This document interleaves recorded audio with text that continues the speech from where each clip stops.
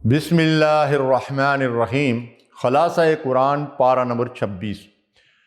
ناظرین محترم، پارہ نمبر 26 کا آغاز سورۃ الاحقاف سے ہوتا ہے، جس میں توحید، والدین کے حقوق، قوم عاد کے انجام اور جنات کے قرآن سننے کا ذکر ہے۔ اس کے بعد سورہ محمد ہے، جو جنگ کے احکام اور منافقین کے رویے پر مشتمل ہے۔ پھر سورۃ الفتح ہے، جس میں صلح حدیبیہ کو کھلی فتح قرار دیا گیا ہے اور بیعت رضوان کا تذکرہ ہے۔ اس کے بعد سورۃ الحجرات ہے، جو مسلمانوں کو سماجی آداب اور اخلاقیات کی تعلیم دیتی ہے۔ پھر سورہ قاف ہے، جو قیامت اور موت کی حقیقت بیان کرتی ہے، اور آخر میں سورہ الذاریات کا ابتدائی حصہ ہے، جس میں حضرت ابراہیم علیہ السلام کے مہمانوں کا واقعہ بیان ہوا ہے۔ ناظرین، یہاں سے پارے کا آغاز ہوتا ہے، جہاں اللہ تعالیٰ فرماتا ہے کہ ہم نے زمین اور آسمانوں کو اور ان ساری چیزوں کو جو ان کے درمیان ہیں برحق اور ایک مدت خاص کے تعین کے ساتھ پیدا کیا ہے، مگر یہ کافر لوگ اس حقیقت سے منہ موڑے ہوئے ہیں جس سے ان کو خبردار کیا گیا ہے۔ اللہ تعالیٰ شرک کی تردید کرتے ہوئے فرماتا ہے، اے نبی، ان سے کہو، کبھی تم نے آنکھیں کھول کر دیکھا بھی کہ وہ ہستیاں ہیں کیا جنہیں تم خدا کو چھوڑ کر پکارتے ہو؟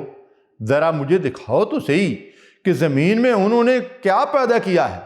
پھر اللہ تعالیٰ والدین کے ساتھ حسن سلوک کی تاکید کرتے ہوئے فرماتا ہے، ہم نے انسان کو ہدایت کی کہ وہ اپنے والدین کے ساتھ نیک برتاؤ کرے۔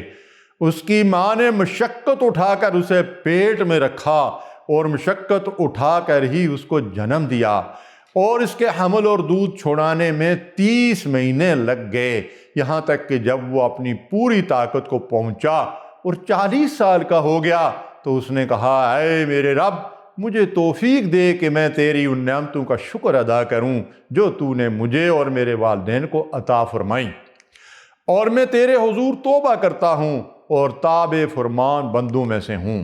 ناظرین، پھر عاد کے بھائی ہود علیہ السلام کا قصہ بیان کیا گیا ہے۔ انہوں نے اپنی قوم کو خبردار کیا تھا کہ اللہ کے سوا کسی کی بندگی نہ کرو، مجھے تمہارے حق میں ایک بڑے ہولناک دن کے عذاب کا اندیشہ ہے۔ انہوں نے کہا، کیا تو اس لیے آیا ہے کہ ہمیں بہکا کر ہمارے معبودوں سے برگشتہ کر دے؟ اچھا تو لے آ اپنا وہ عذاب جس سے تو ہمیں ڈراتا ہے، اگر واقعی تو سچا ہے۔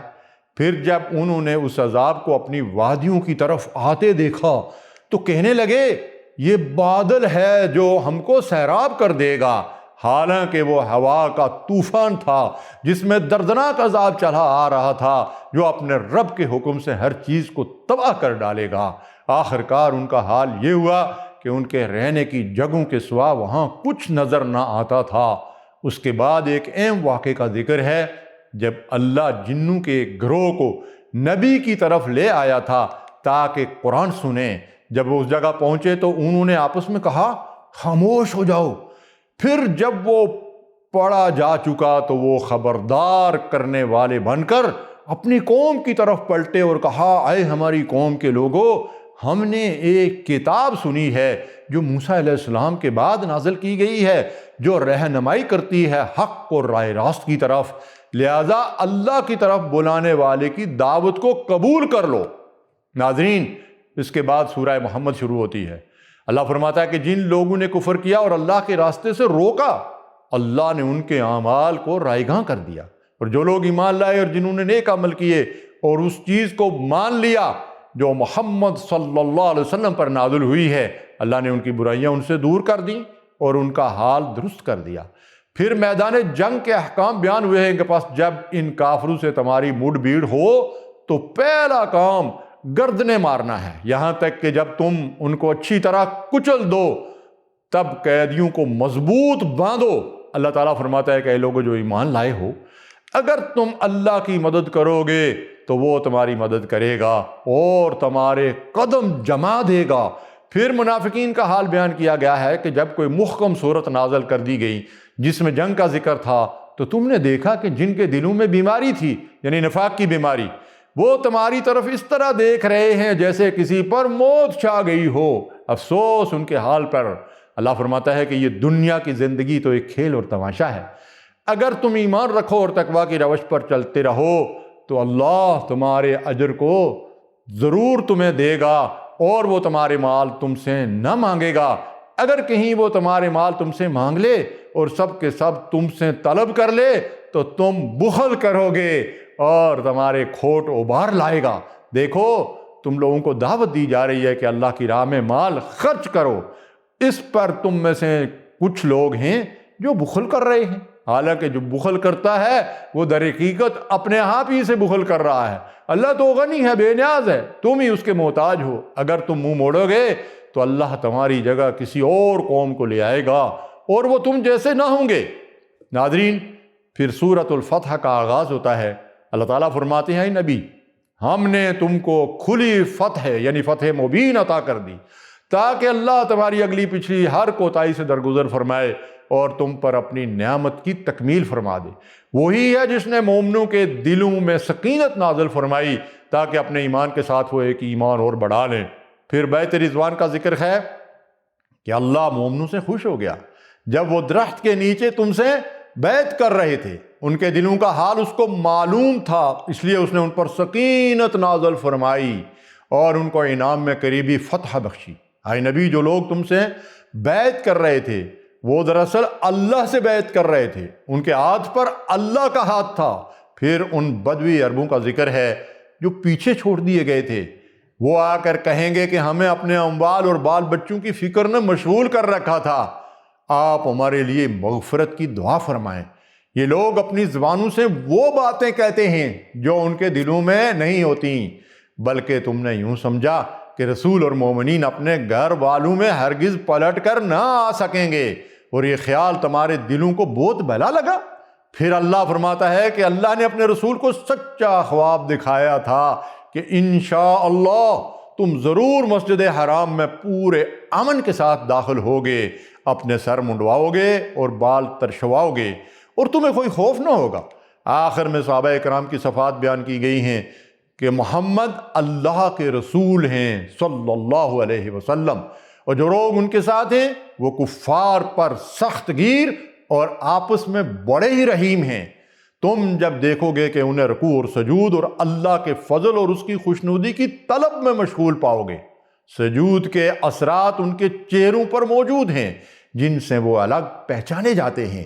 اس گروہ کے لوگ جو ایمان لائے ہیں اور جنہوں نے نیک عمل کیے ہیں، اللہ نے ان سے مغفرت اور بڑے اجر کا وعدہ فرمایا ہے۔ ناظرین، اس کے بعد سورۃ الحجرات ہے جس میں اہل ایمان کو معاشرتی آداب سکھائے گئے ہیں۔ اے لوگو جو ایمان لائے ہو، اللہ اور اس کے رسول کے آگے پیش قدمی ہرگز نہ کرو اور اپنی آواز نبی کی آواز سے بلند نہ کرو، کہیں ایسا نہ ہو کہ تمہارا کیا کرایا سب غارت ہو جائے اور تمہیں خبر بھی نہ ہو۔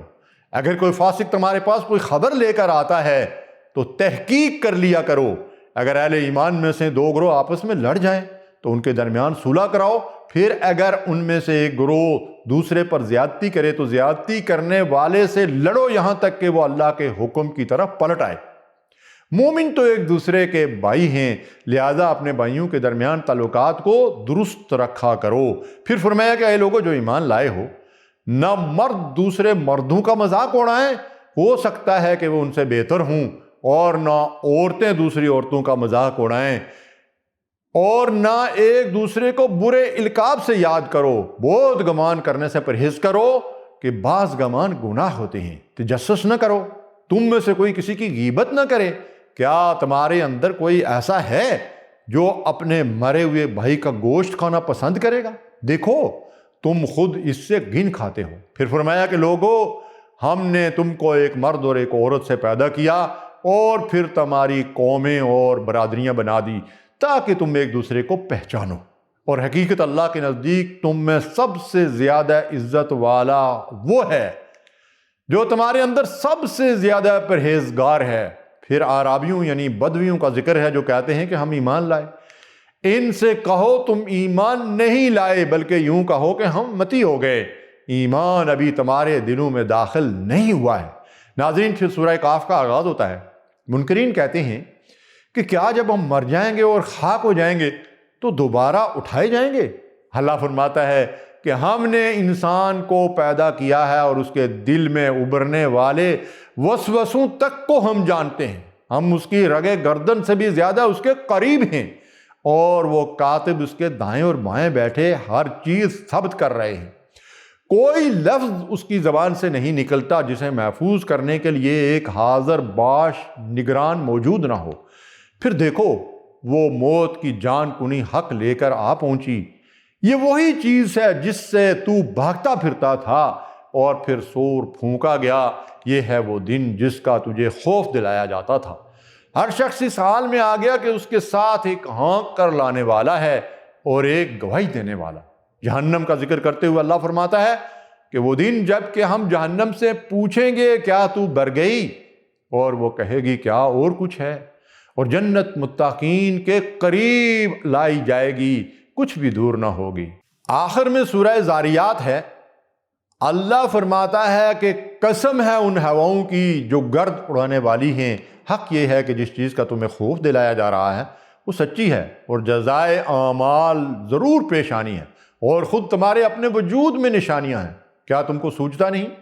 آسمان ہی میں ہے تمہارا رزق بھی اور وہ چیز بھی جس کا تم سے وعدہ کیا جا رہا ہے۔